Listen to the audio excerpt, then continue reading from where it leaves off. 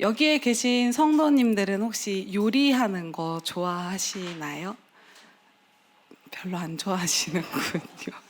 아마 요리를 좋아하는 사람일지라도 세상에서 제일 맛있는 밥은 다른 사람이 만들어준 밥일 것입니다. 근데 이 맛있는 밥을 만들기 위해서 가장 중요한 것은 제가 생각할 때는 바로 간을 잡는 것인데요.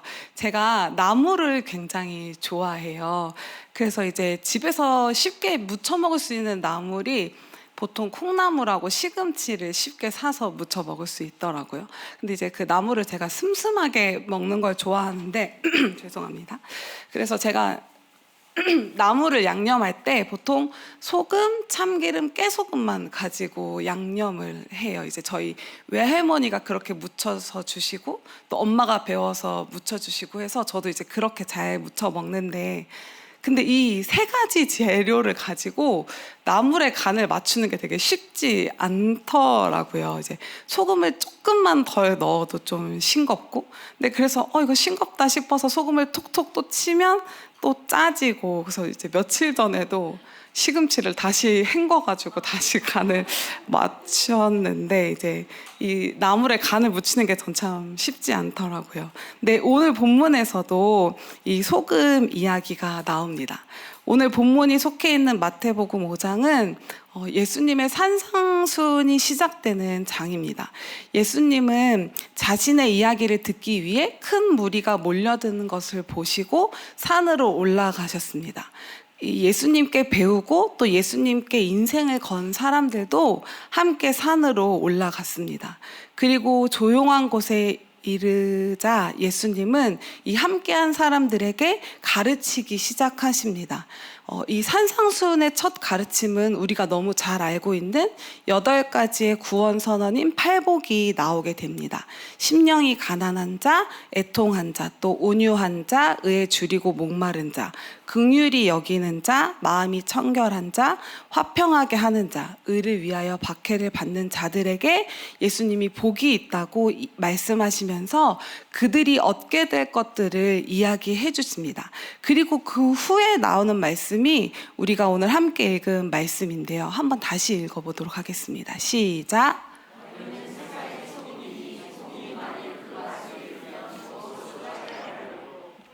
아무 쓸데없어 다만 밖에 버려져 사람에게 밟힐 뿐이니라.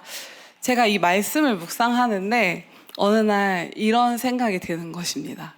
소금이 맛을 잃나? 이런 생각이 들기 시작했습니다. 혹시 집에서 댁에서 사용하시는 소금이 얼마나 된 소금이신가요? 소금을 보통 얼마에 한 번씩 사시나요? 저희 집에 소금이 좀 여러 개가 있는데요. 이 보통 제가 가지고 있는 소금이 전부 선물 받은 소금입니다. 이게 조금 부끄러운 얘기인데, 이 소금을 많이 쓸 일이 없고 이제 여러 가지로 두고두고 쓰다 보니까 소금이 조금 오래되었어요. 이제 제가 결혼한 지 5년 차인데 아직까지 제가 제 돈 주고 소금을 한 번도 산 적이 없거든요. 근데 그래서 제가 이 선물 받은 소금들이 적어도 1년에서 이제 결혼할 때 받았던 5년 정도 된 소금인데 여전히 짜거든요. 아직 맛을 잃지 않았거든요. 그냥 이 소금을 가지고 요리를 해도 약간 왜 음식이 쓰지? 이런 느낌도 없고, 음식이 좀 안 짠데? 간이 안 된데? 이런 느낌도 없고, 또 상했다는 느낌도 없고, 그냥 계속 그 소금을 쓰고 있어요. 맛을 너무 잘 내서. 그래서 제가 소금이 맛을 잃나? 하는 의문이 들기 시작했습니다. 그래서 찾아보니까 이 보통 소금의 유통기한이 3년에서 5년이라고 합니다. 이 유통기한도 원래 소금 자체, 그러니까 제가 문과라서 잘 모르는데 염화나트륨, 이 소금은 화학적으로 안정된 유기물이기 때문에 이 순수한 상태로는 유통기한이 없다고 해요. 근데 하지만 우리가 사용하는 소금은 수분이나 미네랄과 같은 불순물이 포함되어 있고, 또 시간이 지나면서 보통 주방에서 쓰다 보니까 습기를 머금어서 유통기한을 정해두는 거라고 하더라고요. 그래서 이 소금이 변질되는 거지, 이 소금 자체가 이 염화나트륨은 유통기한이 없다고 합니다.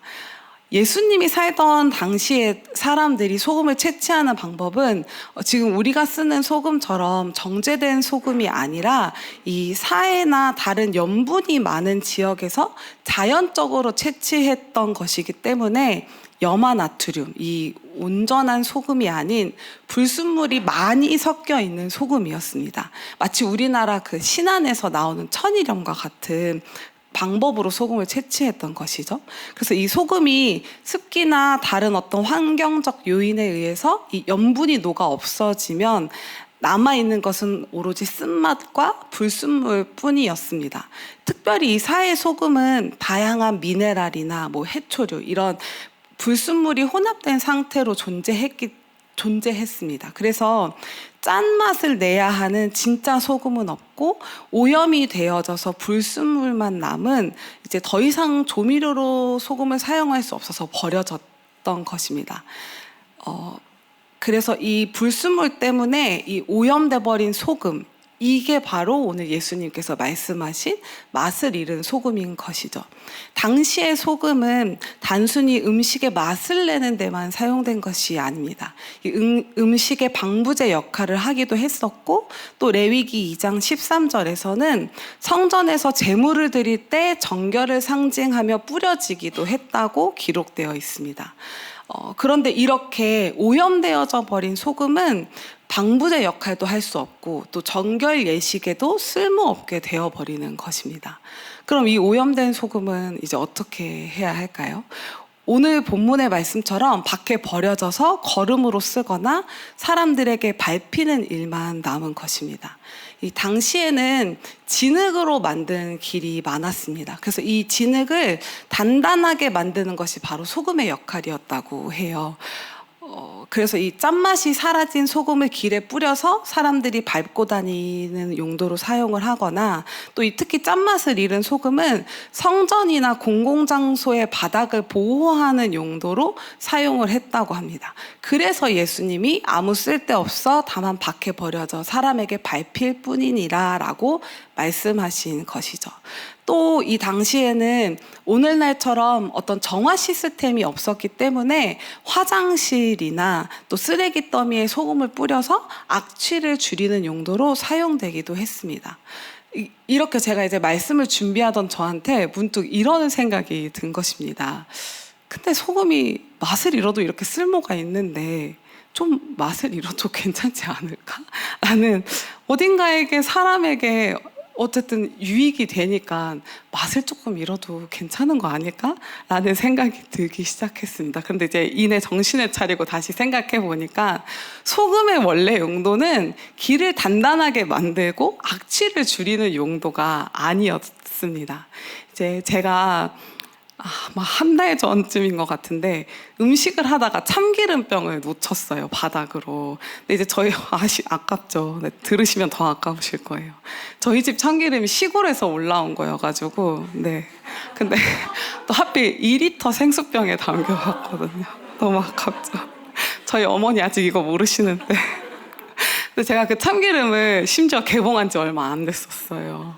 그래서 완전 가득 차 있던 상태로 이제 참기름을 이렇게 쏟다가 그만 바닥으로 그대로 떨어뜨렸는데, 너무 놀래서 이렇게 바로 지울 생각도 못하고 막 그 콸콸콸콸콸 쏟아져 나온 참기름을 망했다 이러고 이제 보다가 들어 올렸어요. 그래서 주방이 참기름 범벅이 됐고, 막 제가 와 어떡해 막 이러니까 이제 남편이랑 애기랑 막 나와가지고 왜 이러고 이제 다들 경악을 금치 못하고 와 어떡해 이런 상태로 이 참기름을 어떻게 치울 것이냐를 이제 막 핸드폰으로 찾아보니까 가루를 부으면 된다는 거예요. 그래서 이제 그 저희 집 주방 이 밑에 가루를 모아둔 공간이 있거든요. 저희가 보통 주방에서 여러 가지 가루를 쓰잖아요. 뭐 부침가루, 튀김가루, 밀가루, 뭐 쌀가루, 감자 전분 이런 가루를 모아둔 이제 그 서랍을 열고 어떤 가루를 쓸까 이제 고민을 하기 시작을 했어요.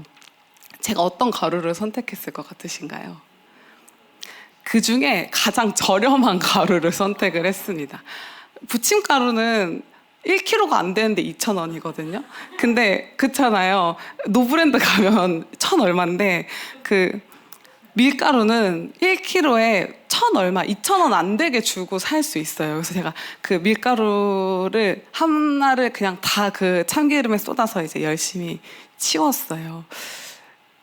맛있는 짠맛을 낼 수 있는 소금은 사람들에게 밟히는 용도로 또 악취를 줄이는 용도로 사용하는 사람은 없을 것입니다. 물론 우리 집에는 비싼 소금밖에 없어서 어쩔 수 없이 이 소금을 써야 한다라고 한다면 충분히 그럴 수 있지만 보통의 사람이라면 그렇게 사용하지 않을 것입니다.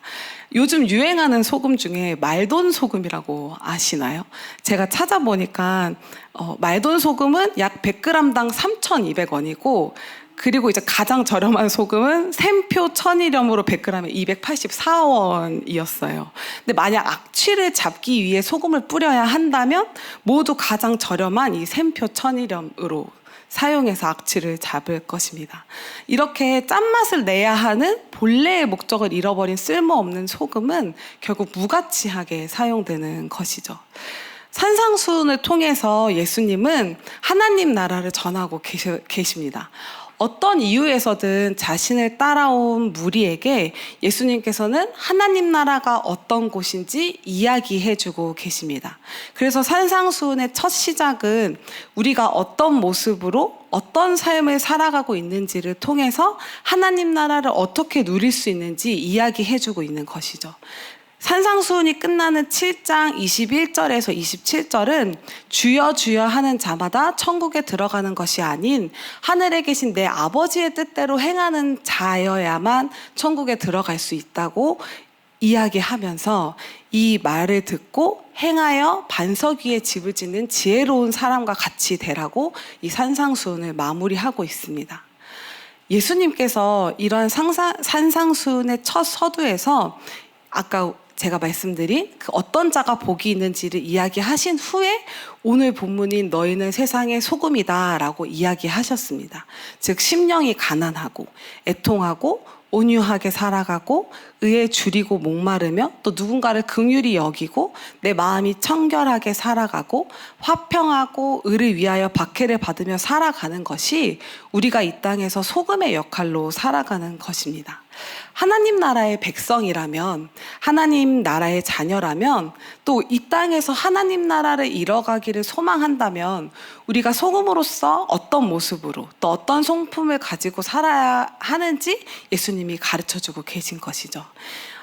그런데 세상은 이 팔복에 나오는 사람처럼 사는 것을 미련하다라고 이야기합니다. 메시지 성경에서는 팔복에 대해서 이렇게 이야기하고 있는데요. 우리가 함께 읽도록 하겠습니다. 시작.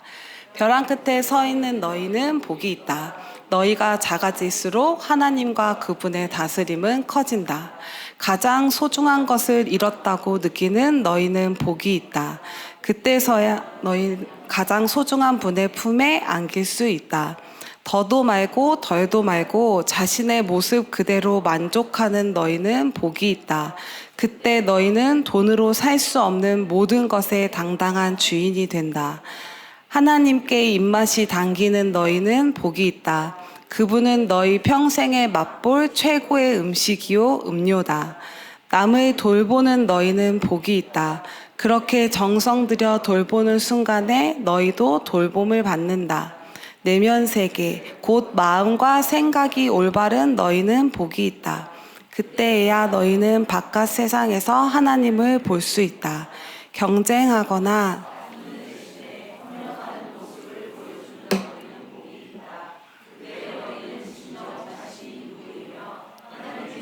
자신의 자리가 어디인지 알게 된다. 하나님께 헌신했기 때문에 박해를 받는 너희는 복이 있다. 그 박해로 인해 너희는 하나님 나라에 더 깊이 들어가게 된다. 소금의 역할을 감당해야 하는 우리는 세상이 미련하다라고 이야기하는 모습으로 이 땅에서 하나님 나라를 이루며 살아가야 합니다. 맛을 잃어서 하나님 나라의 백성으로서 구별된 삶을 살지 못한다면 우리 자신의 역할을 다하지 못한 채 가장 쓸모없는 모습으로 사용되는 소금이 되고 말 것입니다. 그런데 우리는 어떤 모습으로 이 땅을 살아가고 있나요?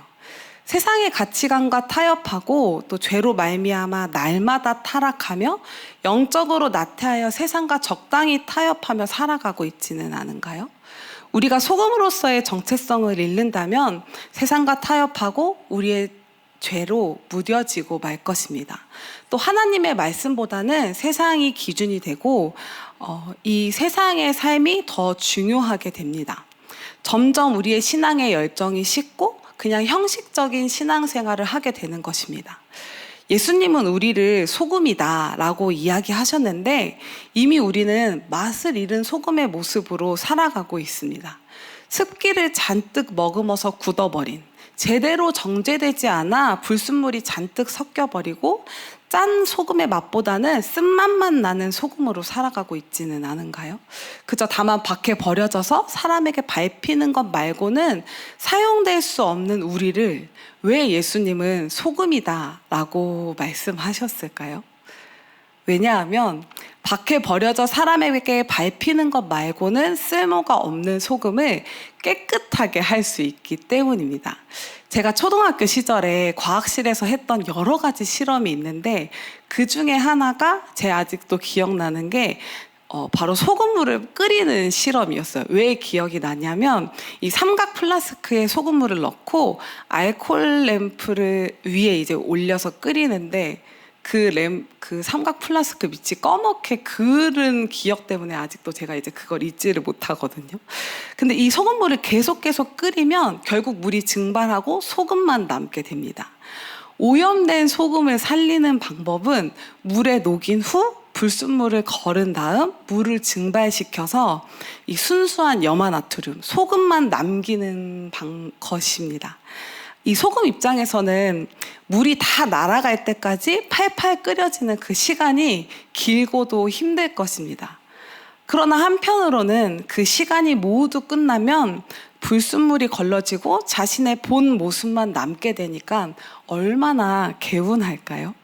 하나님 나라의 자녀로서 우리가 정체성을 잃어버린 쓸모없는 소금과 같은 이 우리를 소금이다라고 칭하신 예수님께서 우리의 정체성을 회복시키기 위해 이 땅에 오셨습니다. 그래서 하나님과의 관계를 회복하고 우리를 부르신 목적과 역할을 또 우리의 정체성을 회복할 수 있도록 하신 것입니다. 에베소서 5장 26절에서 27절은 이렇게 기록하고 있는데요. 함께 읽겠습니다. 시작. 이는 곧 물로 씻어 말씀으로 깨끗하게 하사 거룩하게 하시고 자기 앞에 영광스러운 교회로 세우사 티나 주름 잡힌 것이나 이런 것들이 없이 거룩하고 흠이 없게 하려 하심이라. 아멘. 예수님께서는 말씀을 통해 교회를 물로 씻어 깨끗하게 해서 거룩하게 하십니다. 그래서 티나 주름이나 다른 지저분한 것들이 없이 교회를 자기 앞에서 영광스러운 모습으로 서도록 오직 거룩하고 흠이 없게 하십니다. 여러 불순물로 오염된 우리의 삶을 하나님의 말씀으로 다시 정화하는 것이 우리에게는 필요한 것입니다. 그렇게 우리는 날마다 말씀 앞에 서야 합니다. 말씀으로 새롭게 되어야 하고 말씀으로 다시금 일어서야 합니다.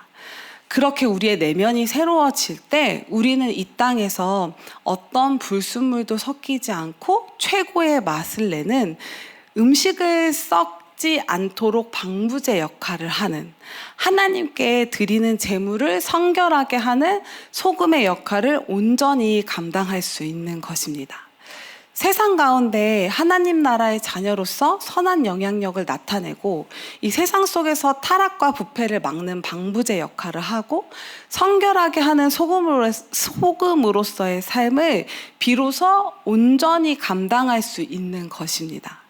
예수 그리스도로 말미암아 소금으로 살 수 없던 우리가 새롭게 소금 되어 소금으로 살아갈 때 비로소 우리는 소금 다음인 우리의 역할이 세상에서 빛의 역할을 감당할 수 있습니다.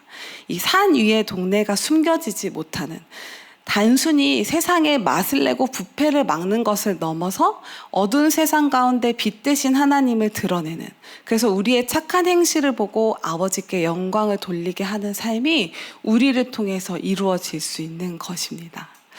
우리는 맛을 잃은 소금입니다. 그래서 우리의 본질을 지키지 못하고 세상에 휩쓸려서 세상의 가치관과 타협하며 살아갈 때가 있습니다. 그러나 버려져야 하는 맛이른 소금과 같은 우리를 예수님께서는 맛을 내는 소금으로 부르셨습니다. 소금은 오염될 수 있지만 결코 맛을 잃지는 않습니다. 왜냐하면 하나님께서는 소금을 맛을 잃지 못하도록 만드셨기 때문입니다.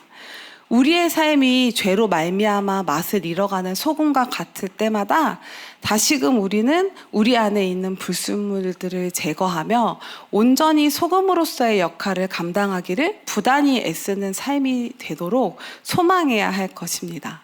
세상과 적당히 타협하며 죄에 무뎌지지 않도록, 또 세상이 나의 삶의 기준이 아닌 하나님의 말씀이 나의 삶의 기준이 되어 우리가 하나님의 법과 식으로 살아가도록, 그래서 우리의 신앙의 열정이 식지 않고 날마다 간절하고 뜨거운 마음으로 소금으로서의 역할을 잘 감당하는 소금이 되기를 소망합니다.